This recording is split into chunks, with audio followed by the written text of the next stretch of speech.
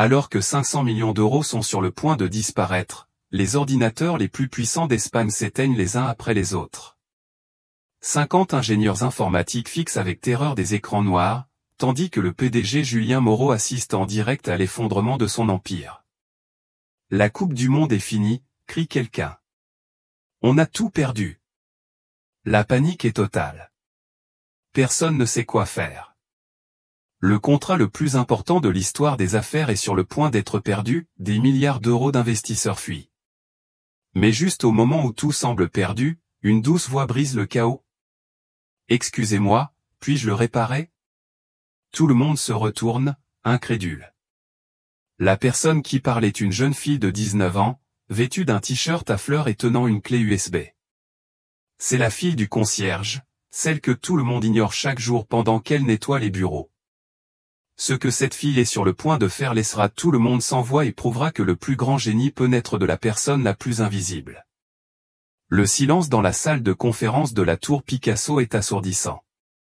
Julien Moreau fixe les écrans noirs, comme s'il pouvait les allumer par la seule force de sa pensée. Autour de lui, 50 des meilleurs ingénieurs informatiques espagnols tapent frénétiquement sur leurs ordinateurs portables, mais leurs visages trahissent une terreur grandissante. « Combien de temps avons-nous » demande Julien, la voix étranglée par l'anxiété. « 1h20, répond le directeur technique en s'essuyant le front. « Si nous ne réglons pas ce problème d'ici 16 heures, les Japonais annuleront le contrat et s'en prendront à nos concurrents. » 5 années de travail, l'innovation la plus révolutionnaire en matière d'intelligence artificielle, l'avenir même de l'entreprise, tout cela repose sur un système qui s'est écrasé au moment le plus critique. Camille Martin observe la scène depuis le coin du salon, d'où elle est venue vider les poubelles comme elle le faisait tous les jours depuis 2 ans. Personne ne la remarque, la fille du concierge, étudiante en informatique à l'université Polytechnique, qui aide son père à faire le ménage tous les après-midi pour financer ses études. Mais Camille voit ce que les autres ne voient pas. Son regard scrute les écrans, les serveurs, les câbles. Elle reconnaît les symptômes d'un problème qu'elle a déjà résolu 1000 fois dans ses projets universitaires et dans le laboratoire personnel qu'elle a construit avec des composants recyclés. Alors que tout le monde s'agite de plus en plus, Camille s'approche lentement d'un ordinateur. Son cœur bat la chamade, mais son esprit est clair, elle sait exactement ce qui s'est passé et comment y remédier. « Pardonnez-moi, monsieur Moreau, dit-elle d'une voix ferme mais bienveillante. Je pourrais essayer de régler ça. Le PDG se tourne vers elle comme s'il avait mal entendu. Quoi? Le problème? Je crois savoir ce qui s'est passé. Un murmure d'incrédulité parcourt la pièce. Qui est cette jeune femme qui ose interrompre la crise la plus importante de l'histoire de l'entreprise? Mais dans les yeux de Camille, Julien voit quelque chose qui le choque, il n'y a aucune peur, aucune incertitude, seulement une confiance absolue en ses propres capacités. « Tu es la fille d'Antoine » demande Julien, incrédule, en regardant Camille comme s'il la voyait pour la première fois, alors qu'elle travaille là depuis 2 ans. « Oui, monsieur. Camille Martin. J'étudie l'informatique à Polytechnique, répond-elle. Je pense que votre système présente un conflit de protocole de sécurité qui provoque une boucle infinie sur les serveurs principaux. » Les 50 ingénieurs se regardent, stupéfaits. Le directeur technique, un homme d'une 50aine d'années avec 20 ans d'expérience dans le secteur, rit nerveusement. « Ma fille, les meilleurs informaticiens du pays sont ici. Si on n'y arrive pas. » Sauf votre respect, interrompt Camille poliment mais fermement, vous cherchez le problème au mauvais endroit. Ce n'est pas une panne matérielle ni un virus, c'est une erreur de programmation du pare-feu que j'ai constatée en révisant pour mon examen de système distribué. Julien regarde sa montre, il reste 72 minutes. Ces ingénieurs n'ont toujours pas trouvé de solution. Cette fille semble si confiante qu'il la croit presque. Et sauriez-vous comment résoudre ce problème, demande-t-il, avec un mélange de désespoir et d'espoir incrédule. Camille hoche la tête et sort sa clé USB. J'ai écrit un patch qui pourrait résoudre le conflit, mais j'ai besoin d'accéder au serveur principal. Un silence glacial s'abat sur la pièce. Le serveur principal contient tous les secrets commerciaux de l'entreprise, des brevets valant des milliards, du code source que des concurrents seraient prêts à tuer pour obtenir. C'est impossible, déclare le directeur de la sécurité. Personne ne peut accéder à ces systèmes sans une autorisation de niveau 10. Je l'ai, dit une voix depuis la porte.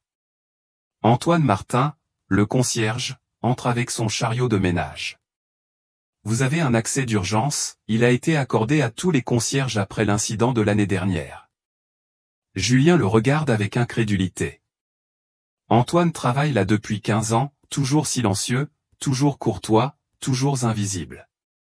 Il découvre maintenant que cet homme humble détient les clés du royaume. Papa, murmure Camille, tu es sûr? Antoine regarde sa fille avec une fierté infinie. Camille a toujours su réparer tout ce qui tombait en panne sur notre vieil ordinateur depuis ses 27 ans. Si tu dis que tu peux le faire, je te croirai. Julien prend la décision la plus folle de sa vie. Vous aimez cette histoire? Aimez-la et abonnez-vous à la chaîne. On continue la vidéo. Camille est assise à la gare centrale. 50 des meilleurs experts informatiques d'Espagne la fixent comme si elle était un extraterrestre. Ses mains tremblent légèrement lorsqu'elle insère sa clé USB dans le serveur, mais son regard est concentré et déterminé. Ce que vous voyez, explique-t-il en tapant à une vitesse impressionnante, est un conflit entre le nouveau protocole de sécurité installé hier et l'ancien système qui gère les transactions. Le pare-feu interprète les requêtes comme une attaque et verrouille l'ensemble du système en mode protection. Le directeur technique s'approche, incrédule. Comment le sais-tu? Ce protocole a été installé secrètement hier soir. Pourquoi? Pendant que tu installais le nouveau système, j'étais là avec papa pour nettoyer les bureaux, répond Camille, toujours en train de taper. J'ai entendu la discussion entre les techniciens et j'ai vu les codes sur les écrans. Le soir, je suis rentré chez moi et j'ai recréé le même environnement sur mon ordinateur pour comprendre ce qui pouvait mal tourner. Julien est sans voix. Avez-vous recréé notre système chez vous? Pas tout, évidemment, mais suffisamment pour identifier les points critiques, sourit timidement Camille. J'utilise des composants recyclés et des logiciels open source. Ce n'est pas le top, mais ça marche. Sur l'écran, les lignes de code défilent à une vitesse fulgurante. Camille réécrit littéralement des parties du système en temps réel, comblant ainsi le fossé entre les deux protocoles incompatibles. Impossible, murmure l'un des ingénieurs. Cette procédure nécessiterait des heures de programmation. Seulement si tu le fais de zéro, répond Camille, mais j'avais déjà la solution toute prête. Je pensais la proposer comme projet de thèse.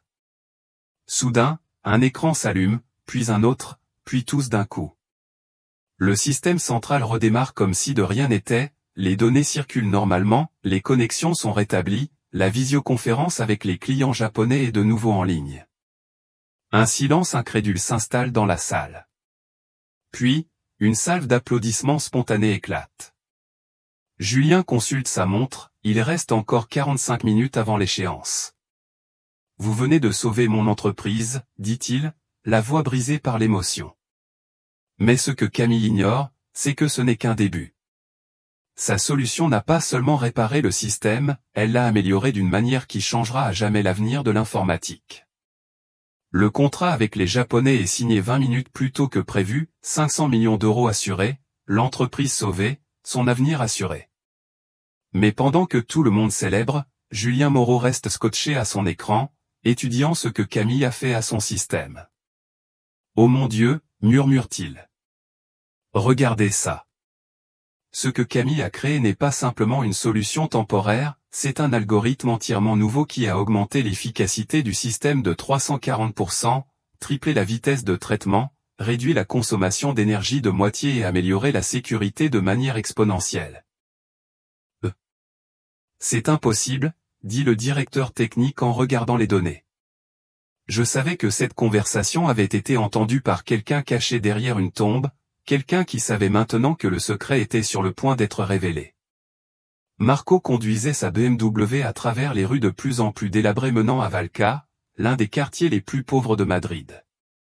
Sarah, assise à côté de lui indiquait le chemin avec une nervosité croissante.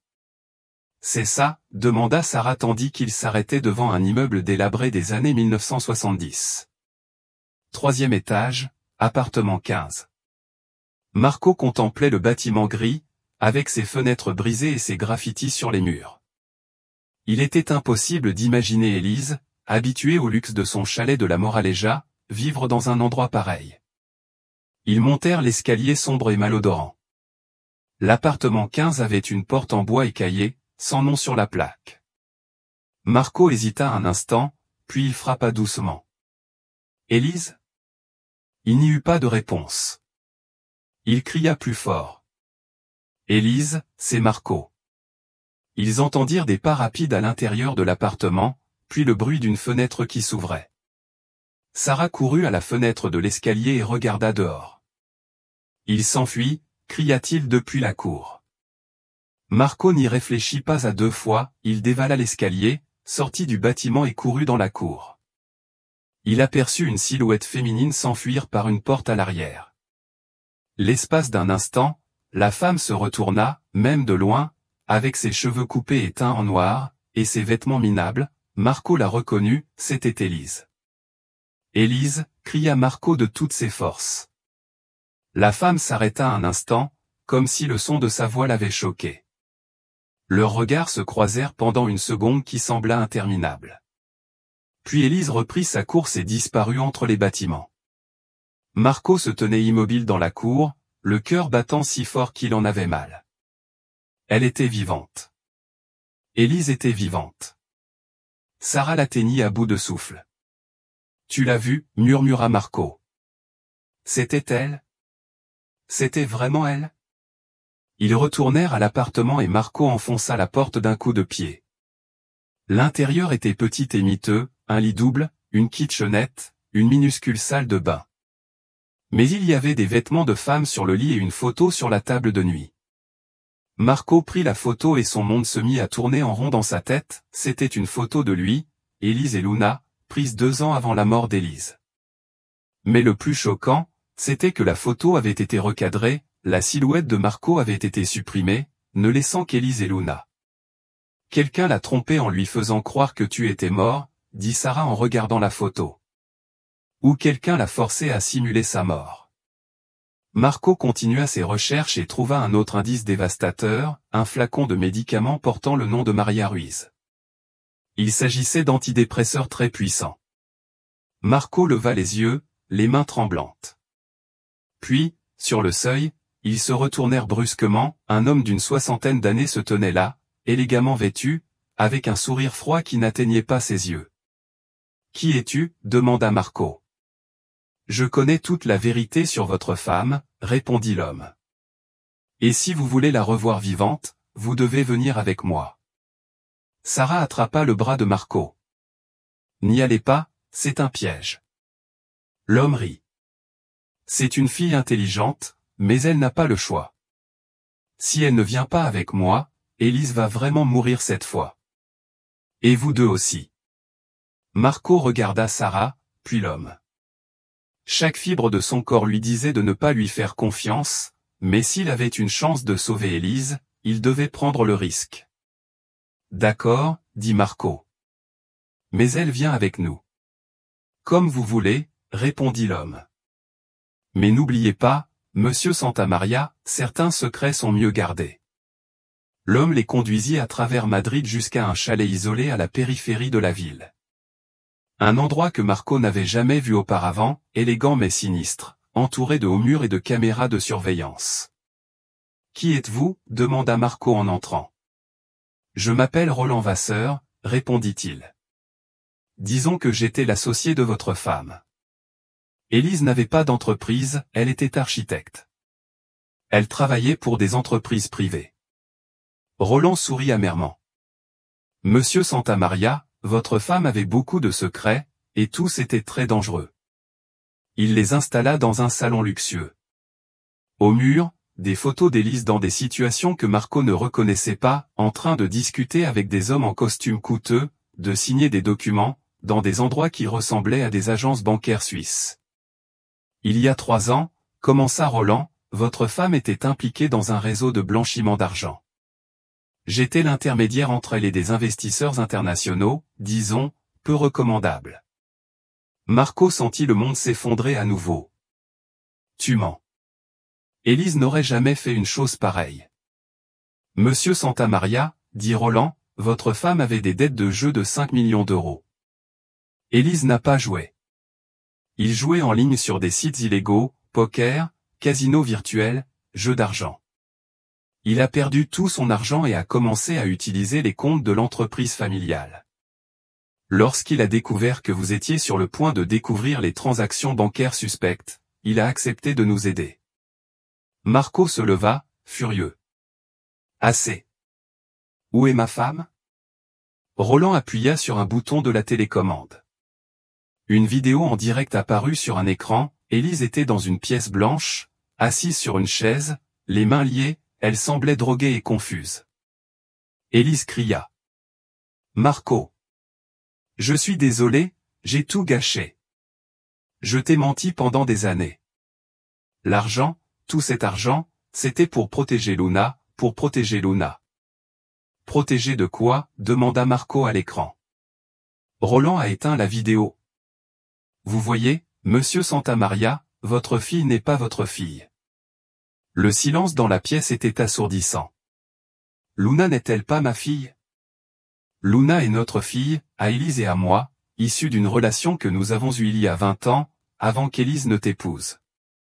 Quand Élise a commencé à s'endetter, je lui ai fait une proposition, simuler sa mort et venir vivre avec moi, ou révéler la vérité sur Luna. Marco avait l'impression que quelqu'un lui avait arraché le cœur. Luna n'est-elle pas ma fille, répéta-t-il d'une voix étranglée. Élise a choisi de le protéger de la douleur de la vérité.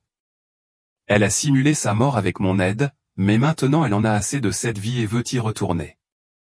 Le problème, c'est qu'elle en sait trop sur nos affaires. Sarah, qui était restée silencieuse, se leva soudain. Menteur. Roland la regarda avec surprise. Que? Je connais Luna Santamaria. Nous allons à la même école, même si elle ne s'en rend pas compte, car nous sommes dans des classes différentes. Et Luna est identique à son père, elle a les mêmes yeux, le même nez, la même expression. Elle ne te ressemble pas du tout, du tout. Roland pâlit. Tu ne peux pas savoir. De plus, poursuivit Sarah, si Élise avait vraiment des dettes de jeu, pourquoi toutes ces cartes de crédit étaient-elles encore actives à sa mort? Pourquoi Monsieur Santamaria n'avait-il jamais reçu de demande de paiement de la part de ses créanciers? Marco regarda Sarah avec reconnaissance, la fille avait raison. Roland se leva nerveusement. Ce n'est pas grave. Vous en savez trop tous les deux maintenant. Où est Élise?